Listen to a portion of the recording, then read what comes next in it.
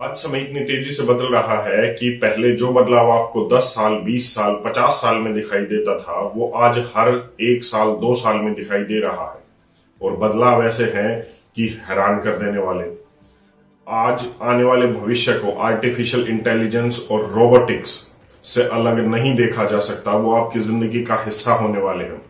Artificial intelligence और robotics के startups में 14 गुना तक तेजी देखी गई है, एक रिपोर्ट के अनुसार।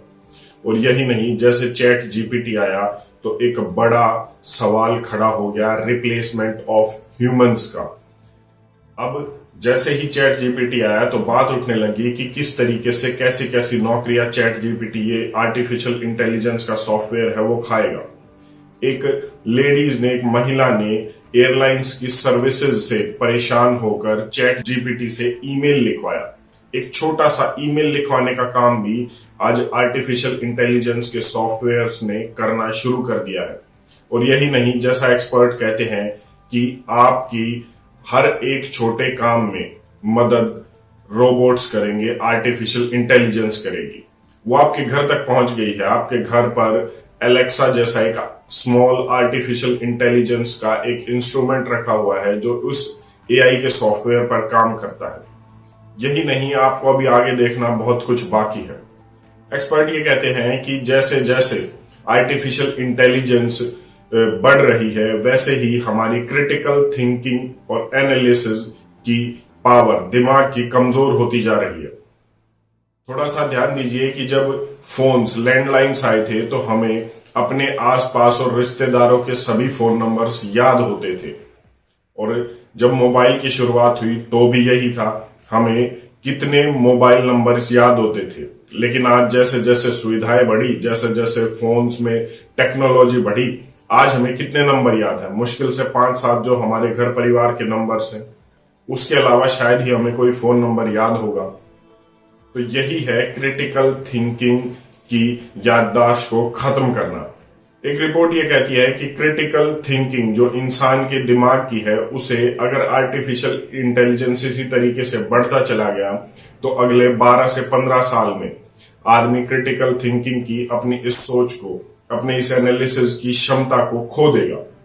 तो आप में और उस रोबोट में क्या फर्क रह जाएगा? सिर्फ एक सोच का ही तो फर्क है।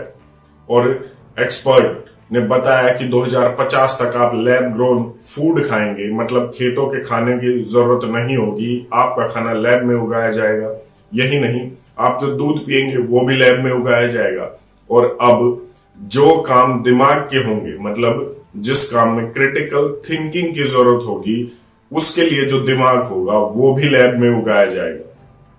हो सकता है आप मेरी बात पर हंसें या मेरी बात पर हैरान हो जाएं, लेकिन ये बात सच है। फ्रंटियर्स इन साइंस ने एक रिसर्च पेपर पब्लिश किया है और उस रिसर्च पेपर में यही बताया है कि आने वाले समय में बायो कंप्यूटिंग के तहत ऑर्गेनॉइड इंटेलिजेंस से दिमाग बनाए जाएंगे, दिमाग उगाए जाएंगे लैब में। अब उसमें और आपके दिमाग में क्या फर्क होगा? यकीन मानिए कोई फर्क नहीं होने वाला। जैसे हमारे दिमाग को न्यूरॉन्स जैसे छोटे छोटे सेल्स बनाते हैं, वैसे ही इस लैब में बनाने वाले दिमाग को भी न्यूरॉन्स के सेल से, टिश्यूज से बनाया जाएगा। एक आम इंसान के दिमाग में 25 बिलियन न्यूरॉन्स होते हैं। अभी जो शुरुआत में जिस लैब्स में दिमाग बनाया जाएगा उसमें 1 लाख न्यूरॉन्स का दिमाग बनाया जाएगा और उससे क्रिटिकल थिंकिंग के काम किए जाएंगे। यही नहीं, एक्सपर्ट ये कहते हैं कि लगातार इसकी क्षमता को बढ़ाया जाएगा। जैसे एक कंप्यूटर में सीपीयू होता है, सेंट्रल प्रोसेसिंग यूनिट होती है, वैसे ही इंसान में दिमाग होता है। और ठीक उसी तरीके से अब जैसे सीपीयू है और इंसान में दिमाग है, तो उसी तरीके से अब ये लैब में दिमाग बनाया जाएगा और इस दिमाग से वो सारे काम होंगे जो एक आम इंसान कर सकता है। चैट जीपीटी बेसिक जॉब्स को खत्म कर रहा था, जैसे कंटेंट राइटिंग, ईमेल राइटिंग और भी चीजें, लेकिन अब जो ऑर्गेनॉइड इंटेलिजेंस के तहत ये दिमाग बनाया जा रहा है, ये क्रिटिकल थिंकिंग के उन सभी जॉब्स को खत्म कर देगा जो आप आज देख रहे हैं, जहां पर इंसान बैठे हुए हैं। ये ठीक उसी तरीके से काम करेगा जैसे इंसान का दिमाग काम कर रहा है। इसे एनर्जी भी चाहिए होगी, प्रोटीन न्यूट्रिएंट्स भी चाहिए होंगे, जैसे हमारे दिमाग को चाहिए होते हैं, हम खाना खाते हैं उसे जो है प्रोटीन न्यूट्रिएंट्स मिलते हैं और ये वेस्ट प्रोड्यूस करता है। ठीक उसी तरीके से ये लैब ग्रोन ब्रेन भी वेस्ट प्रोड्यूस करेगा, कोई भी फर्क नहीं होगा। और फिर सवाल ये उठता है रिप्लेसमेंट ऑफ ह्यूमंस का। अगर किसी व्यक्ति को अपना काम करने के लिए इंसान की नहीं सिर्फ एक दिमाग की जरूरत होगी तो क्या वो आपको रखेगा? बिल्कुल भी नहीं। ये तय है कि आप रिप्लेस होने वाले हैं और ये भी तय है कि आप जल्द ही रिप्लेस होने वाले हैं। चैट जीपीटी ने एक बड़ी बहस तो खड़ी कर दी है और उसे सपोर्ट किया जा रहा है कि ये इंसानों को सपोर्ट करेगा, लेकिन सच तो ये है ये उस एलीट क्लास को सपोर्ट करेगा जिसके लिए आप सिर्फ और सिर्फ एक मशीन है, एक इंसानी मशीन जो काम कर रही है, जिसे पैसे मिल रहे हैं। और सवाल ये है कि आप तो प्रोटेस्ट भी करते हैं जब आपके अधिकार हैं, लेकिन इन रोबोट्स के, इस लैब में उगाए हुए दिमाग के कोई अधिकार नहीं होंगे। इन्हें बस एक सामान की तरह खरीदा जाएगा, एक मशीन की तरह खरीदा जाएगा, काम लिया जाएगा और फिर फेंक दिया जाएगा। इनके कोई अधिकार नहीं होंगे, तो आपको कौन रखेगा? आज कोई भी सवाल नहीं उठा रहा कि क्यों रिप्लेस किया जा रहा है, किस तरीके से रिप्लेस किया जा रहा है। और अगर हम ये सवाल नहीं उठा सकते, जैसा कि मैंने पहले कहा, अगर हम ये मानते हैं कि एआई और रोबोटिक्स इस आने वाले भविष्य के समाज का एक हिस्सा होंगे, तो क्या सवाल नहीं उठना चाहिए कि किस हद तक ये रिप्लेस करेंगे इंसान को? क्या कोई लिमिट तय नहीं होनी चाहिए कि ये काम से आगे इन कामों में सिर्फ इंसानों को ही रखना चाहिए? कोई लिमिट तय नहीं की जा रही। और सच पूछिए तो कोई भी स्टैंडर्ड तय नहीं किया जा रहा, क्योंकि अभी तक ये ऑर्गेनॉइड इंटेलिजेंस का जो दिमाग होगा उसकी वेट एंड वॉच सिचुएशन में है सभी। मतलब इससे क्या क्या काम लिए जा सकते हैं अभी तक किसी को नहीं पता, और उन एलीट क्लास को तो पता ही है। हाँ, आप तक ये बात अभी नहीं पहुंचाई जा रही।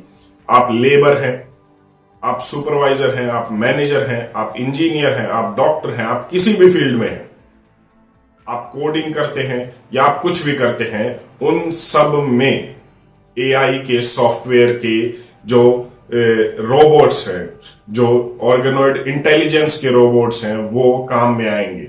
मैंने पहले भी बात की थी कि किस तरीके से धीरे धीरे पुलिस वालों को भी रिप्लेस किया जाएगा, जज को भी, वकील को भी रिप्लेस किया जा रहा है। चैट जीपीटी का एक एआई का रोबोट अदालत में केस लड़ रहा है, डिफेंड कर रहा है, तो वकील कहां जाएंगे?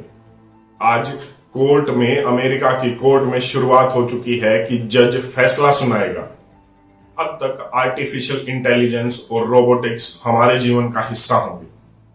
अगर हमने आज आवाज नहीं उठाई और आज ये चीजें आने से पहले इनकी लिमिट तय नहीं की गई, तो हमारा जाना तो तय है।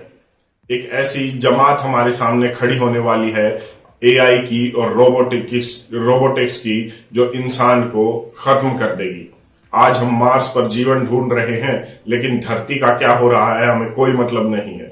ठीक उसी तरीके से आज लोग बेरोजगार हो रहे हैं, हम आर्टिफिशियल इंटेलिजेंस और रोबोट्स को नौकरियां दे रहे हैं। तो ये कितना ठीक है, कितना नहीं। और अगर आप आज अपने लिए आवाज नहीं उठा रहे तो फिर किसके लिए उठाएंगे? आपकी इस पर अपनी क्या राय है? कमेंट करके जरूर बताएं। धन्यवाद। जय हिंद।